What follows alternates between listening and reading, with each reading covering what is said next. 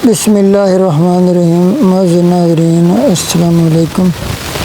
अगर आपकी भी हैंड राइटिंग अच्छी नहीं है और आप अपनी हैंड राइटिंग खूबसूरत बनाना चाहते हैं तो हमारे चैनल को सब्सक्राइब कर लें और हमारी वीडियोज़ को देखें। इंशाअल्लाह ताला बहुत थोड़े दिनों में आप खूबसूरत उर्दू लिखना सीख जाएंगे।